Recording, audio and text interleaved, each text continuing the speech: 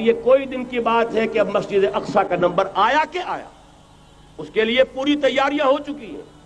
یروشلم کا مشرقی حصہ خالی کرایا جا چکا ہے، اس کے اندر اب پورا تسلط یہودی کر رہے ہیں، یہاں تک کہ اب کے یاسر عرفات صاحب نے بھی کچھ نہ کچھ جو ہے احتجاج کی بات کی ہے، حالانکہ اب تک ہر بات مان کر منقار زیرے پر تھا، لیکن یہ کہ ایک وقت آتا ہے آخر کار اسے بھی کچھ بولنا پڑ گیا ہے۔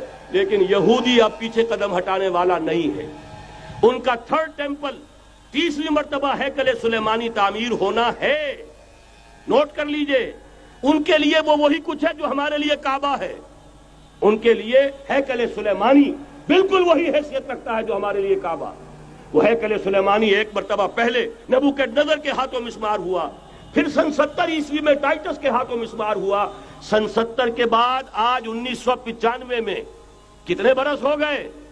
پورے 1925 برس ہو گئے کہ ان کا کعبہ زمین بوس پڑا ہوا ہے۔ اب تک تو ان کا بس نہیں تھا، اب تو بس ہے کہ نہیں؟ اب ان کی حکومت ہے کہ نہیں؟ اب شاہ حسن ہو چاہے شاہ حسین، ان کے نوکر اور چاکر ہیں یا نہیں؟ اب انہیں ڈر کس کا ہے؟ لہذا کوئی دن کی بات ہے مسجد اقصی شہید ہوگی اور ٹیمپل کی تعمیر شروع ہوگی۔ یہ تو بہرحال ایک نقشہ ہے۔ اگلا نقشہ آپ کو بتانا چاہتا ہوں، ایک دوسری تصویر ہے۔ یہ تصویر ہے زمینی، ایک تصویر ہے آسمانی۔ وَمَكَرُوا وَمَكَرَ اللَّهُ وَاللَّهُ خَيْرُ الْمَاكِرِينَ۔ انہوں نے اپنی سی تدبیریں کی، اللہ نے اپنی تدبیر کی، اور ظاہر بات ہے اللہ کی تدبیر سے بہتر تدبیر کس کی ہوگی؟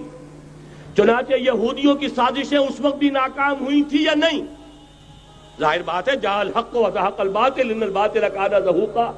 لہذا یہ آیتیں دونوں اعلان کر رہی ہیں کہ یہودیوں کی سازشیں بالآخر ناکام ہوں گی اور دین حق کا بول بالا ہو کر رہے گا۔ یہ تو ان آیتوں سے ظاہر ہے۔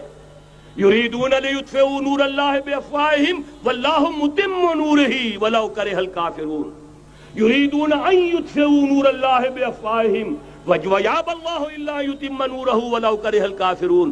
هو الذی ارسل رسولہ بالہدی ودین الحق لیظہرہ علی الدین کلہ ولو کرہ المشرکون۔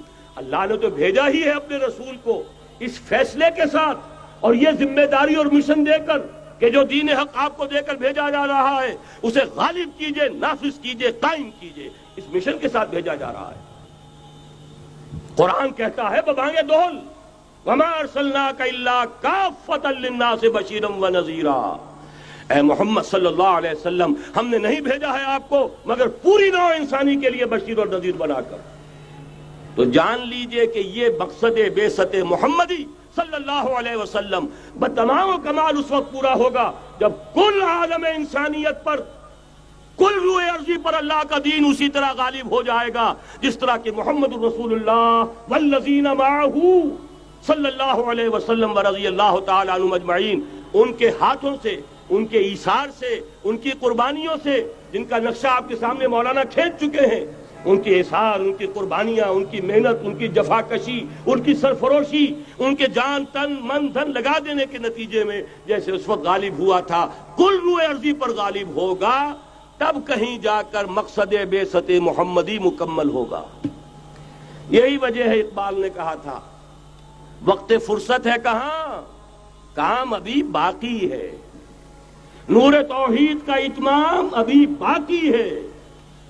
لیکن ساتھ ہی خوشخبری بھی دی تھی، یہ چمن معمور ہوگا نغمہ توحید سے، آئے گا وہ دور، یہ چمن معمور ہوگا نغمہ توحید سے، لازماً آ کر رہے گا۔